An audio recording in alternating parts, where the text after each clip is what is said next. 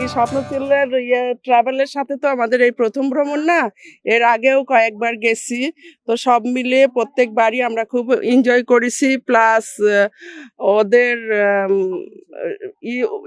ইন্ট্রোডিউসটা খুবই সুন্দর, আমাদের খুব ভালো লেগেছে।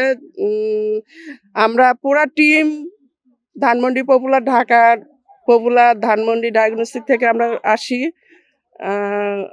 বারবার একই টিমের সাথে আসতেছি, নিশ্চয়ই খুবই ভালো ওদের ট্যুরটা ছিল।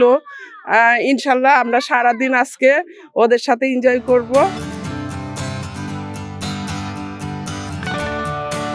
স্বপ্নচিল আসলে আমি ওদের কাছে যতটা শুনেছি, ওরা ইয়াং জেনারেশন, ওদের স্টার্ট শুরু হয়েছে ওদের নিজেদের ভ্রমণ পিপাসু থেকে। ওরা যখন স্টার্ট করছিল নিজেরা সিঙ্গেল ভ্রমণ করে দেখছে যে এখানে আমরা যদি কিছু মানুষকে এক জায়গায় করে ভ্রমণটা, তাদের টুকরো আশাগুলাকে অল্প অল্প ব্যয়ে যদি করতে পারি, তো সবার একটু স্বপ্নও পূরণ হলো।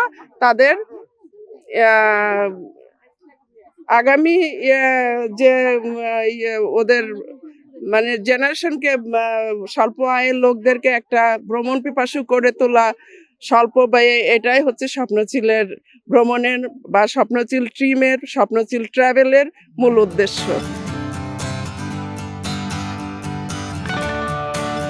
আলহামদুলিল্লাহ, আমরা যেহেতু করছি, ওদের টিম লিডার, ওদের টিম ওয়ার্ক প্লাস ওদের বিহেভিয়ার সব কিছু মিলে খুবই ভালো লাগছে। ছেলেগুলোও খুব ভালো, পরিশ্রমী ছেলে মেয়ে সবাই যারা ওদের টিমে আছে। বিকজ অলওয়েজ সবাই চাইবে যারা ওদের সান্নিধ্য পাইছে ওদের সাথে ভ্রমণ করতে, স্বপ্নচিলের সাথে।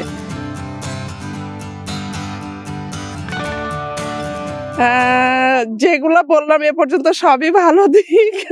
আর স্বল্প আয়ে আমরা খুব কম খরচে আসলেই ফ্যান্টাস্টিক একটা ভ্রমণ হয় স্বপ্নচিলে, আলহামদুলিল্লাহ।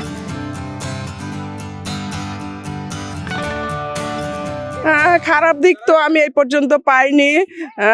একটা খারাপ অভিজ্ঞতা আমাদের হয়েছিল, সেটা ইয়েতে যে কুয়াকাটা, এটা বৈরী আবহাওয়ার কারণে।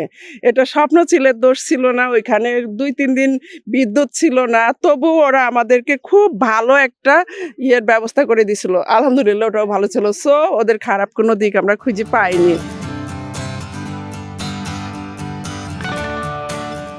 না না না না